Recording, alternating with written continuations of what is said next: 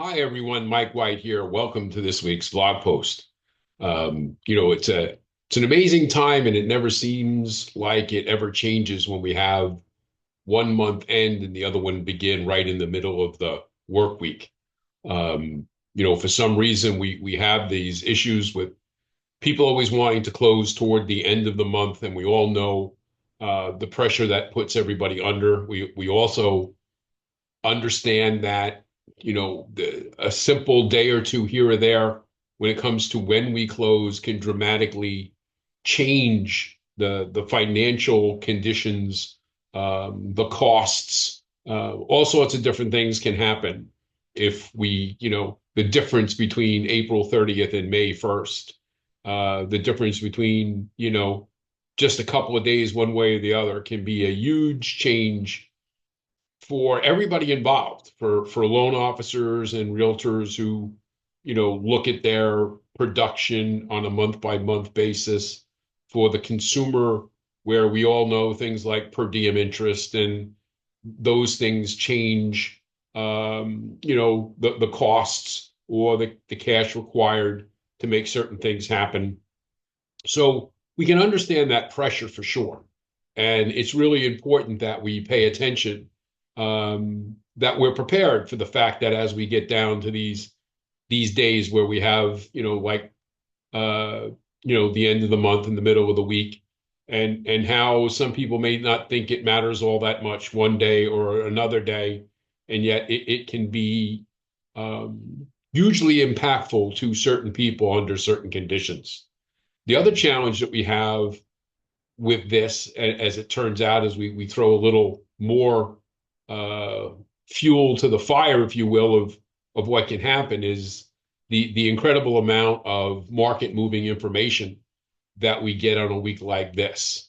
We deal with consumer prices, producer prices, inflation data, unemployment data, jobs reports, all of those things will either just have happened or will happen today or tomorrow. And those reports, whether they be, government agencies putting out information or information coming from the private sector, the reality of it is those reports, that information can often be market movers.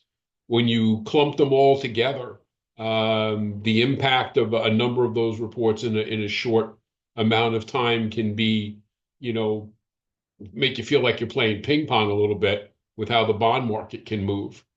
When you add to it the drama of the jobs report coming out on Friday, again, it's just another one of those big potential, market moving pieces of information that can impact us all, can push the markets. And again, when you put it all together with all these different things, it can be pretty stressful for you, for your team, for your referral partners, for your clients. And it's really important that you are prepared to pay attention. Now, the good news is CPI came out earlier this week, and quite surprisingly, it showed that inflation was dropping year over year from 2.8% to 2.4%.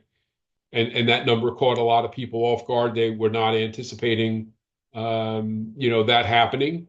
And so the bond market has responded favorably on seeing that. And this morning, depending upon where you are in the country, we're going to get not only initial jobless claims, but continuing claims are going to be an important number to look at.